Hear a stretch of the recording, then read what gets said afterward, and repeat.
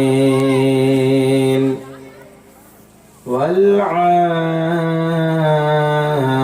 والعاقبة للمتقين الصلاة والسلام على رسوله من كان نبيا وآدم بين الماء والطين أما بعد فقد قال الله تعالى في كلامه المجيد والفرقان الحميد আমার সাথে সবাই আওয়াজ মিলিয়ে পড়েন আউযু বিল্লাহি মিনাশ শাইতানির রাজিম বিসমিল্লাহির রাহমানির রহিম ইহদিনাস সিরাতাল মুস্তাকিম صراط الذين أنعمت عليهم وقال الله تعالى في كلامه المجيد والفرقان الحميد ثم بسم الله الرحمن الرحيم أولئك الذين أنعم الله عليهم من النبيين والصديقين والشهداء والصالحين وقال النبي صلى الله تعالى عليه وسلم أخرجهم من النار فأدخلهم إلى الجنة أو كما قال عليه الصلاة والسلام إن الله وملائكته يصلون على النبي يا أيها الذين آمنوا صلوا عليه وسلموا تسليما اللهم صل على سيدنا مولانا محمد وعلى سيدنا مولانا محمد اللهم صل على سيدنا مولانا محمد وعلى سيدنا مولانا محمد चमक तुझसे पाते हैं सब पाने वाले चमक तुझसे पाते हैं सब पाने वाले मेरा दिल भी चमका दे चमकाने वाले तू जिंदा है वल्ला तू जिंदा है वल्ला तू जिंदा है वल्ला या रसूल अल्लाह मेरे चश्मे आलम से छुप जाने वाले अल्लाहुम्मा सल्ली अला सय्यिदिना मौलाना मुहम्मद व अला आलि सय्यिदिना मौलाना मुहम्मद। আমার বন্ধু বিনোদিয়া রে প্রাণ বিনোদিয়া, বলুন আমার বন্ধু বিনোদিয়া রে প্রাণ বিনোদিয়া, আমার বন্ধু বিনোদিয়া রে প্রাণ বিনোদিয়া। আমি আর কত কাল রাগব আমার, আমি আর কত কাল রাগব আমার মনের বোঝাইয়া রে প্রাণ বিনোদিয়া, আমার বন্ধু বিনোদিয়া রে প্রাণ বিনোদিয়া। আমি আর কত কাল রাগব আমার, আমি আর কত কাল রাগব আমার মনের বোঝাইয়া রে প্রাণ বিনোদিয়া। লা ইলাহা ইল্লাল্লাহ জোড়ে লা ইলাহা ইল্লাল্লাহ, সবাই লা ইলাহা ইল্লাল্লাহ, মুহাব্বতে লা ইলাহা ইল্লাল্লাহ, জোড়ে জোড়ে লা ইলাহা ইল্লাল্লাহ। লা ইলাহা ইল্লাল্লাহ, লা ইলাহা ইল্লাল্লাহ, মুহাম্মদ রাসূলুল্লাহ। লা ইলাহা ইল্লাল্লাহ জোড়ে লা ইলাহা ইল্লাল্লাহ। হাসবি রব্বি জাল্লাল্লাহ বলে মাফি কলবি গায়রুল্লাহ, জোড়ে হাসবি রব্বি জাল্লাল্লাহ বলে মাফি কলবি গায়রুল্লাহ। নূর মুহাম্মদ সাল্লাল্লাহ, নূর মুহাম্মদ সাল্লাল্লাহ।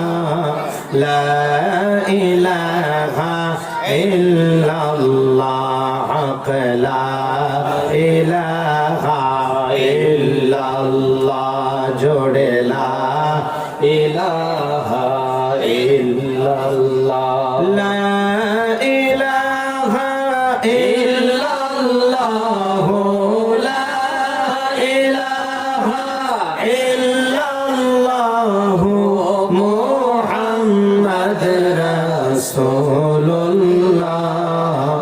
লা ইলাহা ইল্লাল্লাহ। নামাজ রোজা সাইরনা, তোমার বাবা মার খেজমত ভুইল না, বলি নামাজ রোজা সাইরনা, তোমার বাবা মার খেজমত ভুইল না। মুর্শিদের দামান সাইরনা, নবীজির দরদ সাইরনা,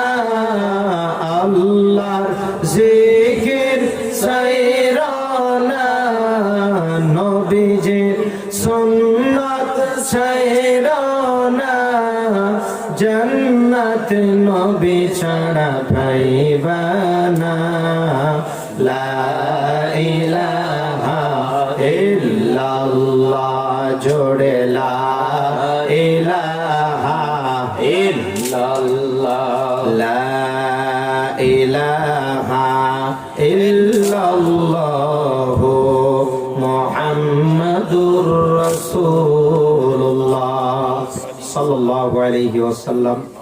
সর্বপ্রথম আমরা সেই রবের দরবারে শুকরিয়া আদায় করব যিনি আমাদের সকলকে সৃষ্টি করেছেন, হায়াত দিলেন, আবার মউত দিবেন, আমাদেরকে রিজিক দিচ্ছেন রেগুলার।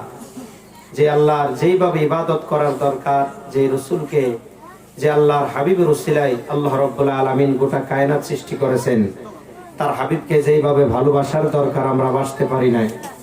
যে আল্লাহর চর্চা যেইভাবে করার দরকার সেইভাবে পারি নাই, তারপর আল্লাহ আমাদের কাছ থেকে কোনো নিয়ামত ছিনিয়ে নেন নাই। রেগুলার রিজিক দিচ্ছেন, শ্বাস নিঃশ্বাস, হায়াত, বিশেষ করে আকস্মিক বালা মুসিবত থেকে বাঁচায়া আমাদেরকে সব সময় সুরক্ষা দিচ্ছেন। তিনি আমাদের রব, তিনি আমাদের খালিক, আমাদের মালিক, যিনি আমাদেরকে সৃষ্টি করেছেন, হায়াত দিয়েছেন, আবার মউত দিবেন। এবং এই জালিসুর রহমান জান্নাতের বাগানে আসার, বসার, কোরআন ও হাদিসের আলোচনা শোনার তৌফিক ও রফিক আতা করলেন। সেই মহান মালিককে রাজি ও খুশি করার জন্য সবাই আমার কণ্ঠর সাথে কণ্ঠ মিলিয়ে হৃদয় উজাড় করে হাত তুলে বলি আলহামদুলিল্লাহ। আরো জোরে বলি আলহামদুলিল্লাহ। আওয়াজ হয় না, আরো জোরে আলহামদুলিল্লাহ। যে কামলিওয়ালা মদিনাওয়ালা নূরুন আলা নূর নবী, জিন্দা নবী, হায়াতুন নবী, আমাদের এই মুহূর্তেও আমাদেরকে খবর রাখনে ওয়ালা নবী, যিনাকে সৃষ্টি না করলে কায়নাতের কোনো কিছু সৃষ্টি করতেন না। আল্লাহ বলেন লাউলাকা লামা খলাকতুল আফলাক, হে রাসূল, হে আমার বন্ধু, হে আমার হাবিব, হে আমার মাহবুব, আপনাকে সৃষ্টি না করলে কায়নাতের কোনো কিছু সৃষ্টি করতাম না। আরেকটি হাদিসে কুদসির দ্বারা প্রমাণ রয়েছে, আল্লাহ বলে আমি রব বাতিন থেকে জাহির হতাম না বন্ধু আপনাকে সৃষ্টি না করলে। সেই নবী তার আহলে বায়তের প্রতি হৃদয় খুলে আরেকবার দরুদ শরীফ পড়ি, সবাই বলি সাল্লাল্লাহু আলাইহি ওয়া আলিহি ওয়া আহলে বাইতিহি ওয়া সাল্লাম। আজকের এই পবিত্র জালিসুর রহমান জলসা মুবারকে যিনি আয়োজন করেছেন, নাম কি আছে? তফের আলী সাহেব। আর এই জলসাটা চিষ্টিয়া রঙে রঙিন করে জলসাটা সাজানো হয়েছে। বিশেষ করে আমি সম্মান জানাবো সম্মানীয় তফের আলী সাহেবকে, আর আজকের এই পবিত্র জালিসুর রহমান জলসা মুবারকের যিনি সম্মানিত সভাপতি সাহেব রয়েছেন। আর আমার পূর্বে আলোচনা করে গেলেন হযরত কারি মাওলানা মোহাম্মদ আকবর আলী সাহেব কেবলা মাদ্দাজিলুল আলিয়া ওয়ান নুরানি। তার পূর্বে আলোচনা করছেন আমার ভাইরা হাফিজ ও কারি মোহাম্মদ আবুল কাসিম নুরি। তার পূর্বে আলোচনা করছেন মাওলানা শাহাবুদ্দিন সাহেব।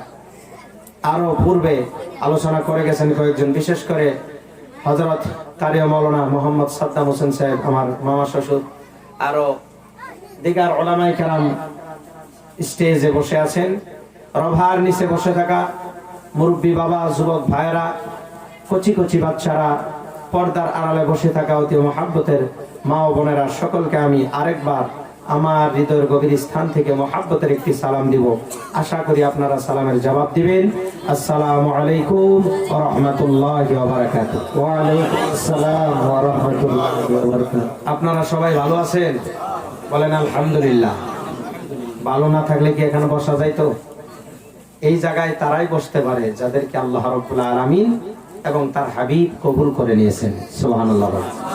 ওই ব্যক্তি জালিসুর রহমান জান্নাতের বাগানে বসতে পারে যাদেরকে আল্লাহ রাব্বুল আলামিন maaf করে দিয়েছে। সুবহানাল্লাহ।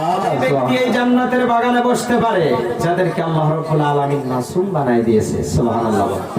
আপনারা প্রশ্ন করতে পারেন, হুজুর আমরা তো জীবনে অনেক ভুল করেছি, পাপ করেছি, গুনাহ করেছি, আমরাও যে বসতে পারলাম, আমরা মাসুম নাকি? আমি বলবো আমার রাসূল বলেছে আপনারা মাসুম। সুবহানাল্লাহ। এটা আমার কোনো ক্ষমতার দাপটে আমি বলছি না। ওই ব্যক্তি, যেই ব্যক্তি জান্নাতের বাগানে বসে, ওই ব্যক্তির জীবনের গুনাহ খাতা আল্লাহ maaf করে দেয়।